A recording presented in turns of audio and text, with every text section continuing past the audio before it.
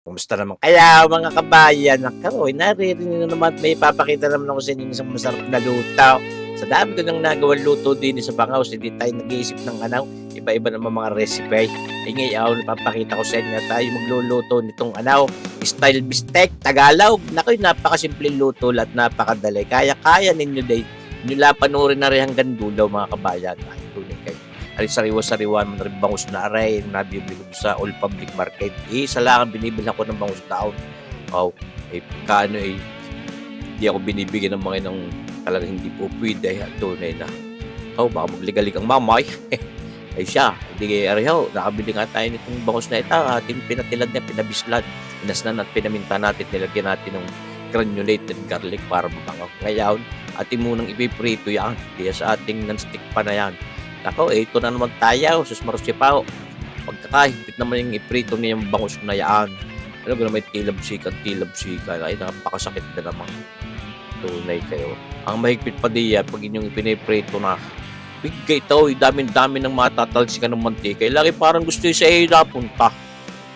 Parang hinahabol ng tilabsik. Tunay naman.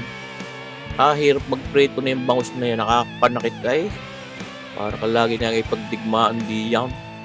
Yan na pag mga gayang mga pataob pa ay iba-iba, hindi masyadong natilamsay. Pagka yung mga pinagbalatan na yaon ang napaplas diyan sa kawalay ay tunin mo. Tilamsikang maigay, kahapdi din na may masakay. Mga kabayan, ipiprito lang din natin nga ng papagayan yan. Mga kabayan, parang sinisir din lang natin. Ito nga ating gagawin bistec. Bistec Tagalog, simple lang naman yung lutong yaw, mga kabayan. So, ipiprito lang natin ng papagaya. Kahit papagaya, pwede. Kundi takpan na talagang naninilabsik kayo, mga kabayan. Yan, ayaw sa ating babalikin na. Ito na! Sinasabi ko, yan ang mahigpit lalaw. Yaw, mga pinagbalatang yawn. Nako, ay tunay yan. Kita nyo gahaw. Ayan, kita nyo, nakapaw. Ay tunay naman, napakasakit. Sus, marasipaw. Talaga namang ako hinahabol yung takpa Talaga naman. Mga kabayan, sabi sa way watuse. Yan. Natin nga sinisir na papagaya at dihanguin na natin ngayon. Tayo may 3 piraso pang ibe-prito diyan. Atin lang parang sinisir yan. Hindi naman para tustahin niya mga kabayan. At ipatitigisin din doon sa ating patigisan. Yan, basta ipiprito lang natin itong nahuling 3 pirasong ito at ayos na. Yan mga kabayan. Okay, ating balik na papagay tilapsikan na naman niya. Yo! Kita niyo ba? Allah. Yun, tapos na tayo nagpagpiprito. Nagiging tayo mantika din sa ating non-stick pan yan ulit. Tayo magsasangkot sa naman itong bawang na ito. Hindi pwedeng mawala din sa mga bistik Tagalog. Kalimitan naman yung ginagawa natin bistik Tagalog yung mga pork chop, yan pwede naman Pero kahit sa isday, pwede rin natin gawin. Pero siyempre, ako ngayon, nag-iisip tayo ng ibang recipe at ng sagay, hindi yung yod na laan ng yod, lagi nala si papaksiwit, bangos, sisig isasaing. Tayo pwede rin tayo mag-adobo niya, pwede rin tayo maghumba niya, pwede rin tayo mag-bistik niya. Okay, pwede naman yung mga lutong ginagawa rin natin sa mga karne. Dito yung sa kutsalaan din ng bawang sibuyas natin, pinamintahan natin papagayaan. Kaya may ating sasabaw ng karikit. At ito, hindi pwedeng mawala itong ating oyster sauce, mga 1 kutsara at kalahati yung ating pinag-iayaan. Yan sa ating pagsasangkot siyang yaan. Diba kayo para pwede na, huwag nito lang, ito rin kaya. Yan mga 1 kutsara at kalahati ding tuyaw, soy sauce, yan. Na kayo, may tsatsanjahin mo na, napakakadamihan na dahil yung bangus natin may timpla na yung asin at paminta, baka mapasubrang alam. Kaya na may pwedeng dagdagan ng paminta.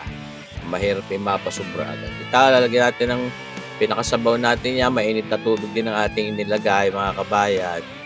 Hindi yan natin papagswimmingin yung ating mga piniritong bangus. Nakatuwa yung bangus na yun, talagang sabi ko sa inyo, wala kayong malala sa kahit na anong parang mga lasang putik. At yun talagang isa lang ako ang binibilhan ko ng bangus sa All Public Market, Batangas City. Yan, mapakulaan na natin, lalagyan natin ng kalagit na asukal, mga kulang-kulang 1 kutsarita o kalahating kutsarita. Pero pwedeng dagdagan. At ito ang ginagamit nating paase pag mga bistik Tagalog na ganyan. Kalamundeng, yan, kalamansay. Hindi husuka. Napakamungo niyang kalamansi diyan sa mga bistik Tagalog. Talaga diyan masarap pagka marami sibuyas. Lalo yung mga sweet onion, yung kulay puti. Yan, pag mga hahanguin na. Pampaano yun? Yung sibuyas na yaw. Pampasarap lalo. Pampatanggal umay. Di bagahaw mga kabayan.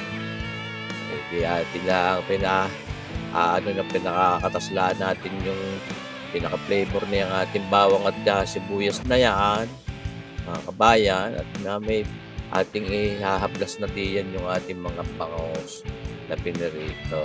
Ito, mga kabayan, tulad na nakikita nyo ngayon, sa isa na nating nilalagay diyan. Yung ating mga panimplang yun, i-absorb pa rin yung ating stang yan, yung bangus. Para sa akin ngayon, mga kabay, kung tutuusin, yan ang pinaka-paborito kong isda rin ngayon. Napakarami ko din nagagawa luto diyan. Napakasarap din naman ang isdang yan. Tunay, at mas healthy pa rin kung tutuusin. Yan dadagdagan natin na karikit na toyo pa. Ayan, mga kabayan. Para nang sa gayo, makumpleto na yung ating ayin. Basta sabi ko nga, pag nalagay yung mga panimpay, utay, bibiglain at mahirap magbawas. Binagtuan mo ng tubig at napaalat, mawawala na yung sarap na flavor niya. At ibinabalik-balik, siyempre, para sa ganyan, talagang ma-absorb niya yung ating mga panimplang, lagay diya sa ating sabaw na yan. Yan naman yung ating pinakasabaw na magre-reduce pa yan, mga kabayan. Tunay naman ako, parang naglalaway. Smart. Kaya sa mga bistik Tagalog, ayaw ko din naman ng sobrang asim. Kaya kita niyo kung ilan lang kalamansi ang ating pinigati. At ito, magpalapot ng karikit diyan sa ating sabaw para maging sarsayaan. Di binanaw nating cornstarch. Ayan. Utay-utay nating ilalagay diyan. At palalaputin natin ang karikit yung pinakasabaw. Yan, kita nyo baga, mga kabayan. Magpakalapot at hindi naman lumi yan, mga kabayan. Kita nyo ganagaya, yan sarap. Saus marsipaw tawaray, kita nyo baga yan. Talaga namang di, kako nga mga kabayan, tayo mag-isip ng iba-ibang mga luto, ng iba't iba, hindi yung iyon ng iyon. Ako ngayon, maraming pa rin tayo pwedeng gawin luto diyan. Sa isang araw, ako'y gagawa pa rin ng luto niyang bangus na yaan. Aking gagawing inasal. Inasal na bangus. Siyempre, mamarinig lang natin sa timplang inasal. Yan ang sinasabi ko, pampasarap sa mga gayang sa Tagalog. Maraming gayang sibuyas. Pwede rin naman yung kulay pulang sibuyas na fuchsia naman ang kulay. Ano ang spelling ng fuchsia? Fuchsia. Hindi, na lang. Red na lang, R-E-D. Ayun, mga kabayan. Sibuyas na red. Ayun. Nakita nyo gahaw, ang dami nga sibuyas.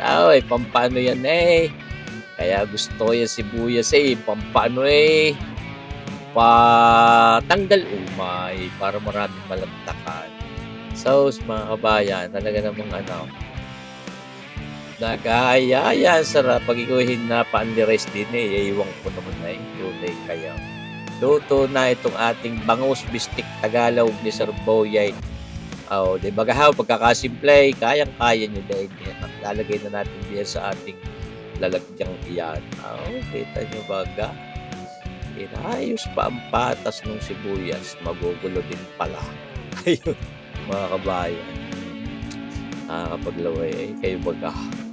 Siya, di, karnehaw, talaga ako nga ka mga simpleng luto lang naman mabilis at pabilis din makakalat na.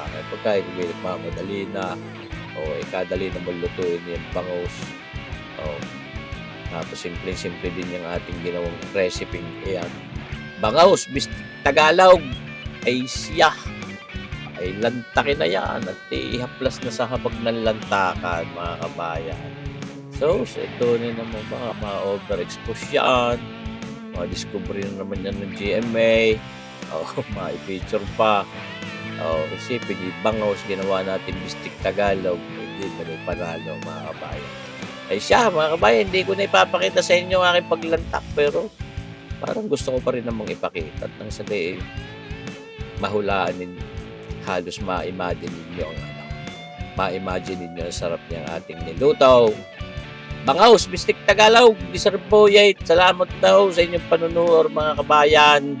Sana lagi niyong abangan pa rin ang ating mga videos at ako'y halos every other day ay nag-upload ko ng videos dito sa ating YouTube channel na ito, mga kabayan. Kaya sana lagi niyo pa rin tayong suportahan itong ating Sir Boy at Melo YouTube channel. At ako hindi magsasawang magpakita sa inyo ng mga luto, mga twist at kung ano-ano pang mga videos. Paminsan-minsan may mga intermission, sana ipanoorin nyo din. Maraming salamat sa inyo, mga kabayan. Mabuhay tayong lahat. God bless!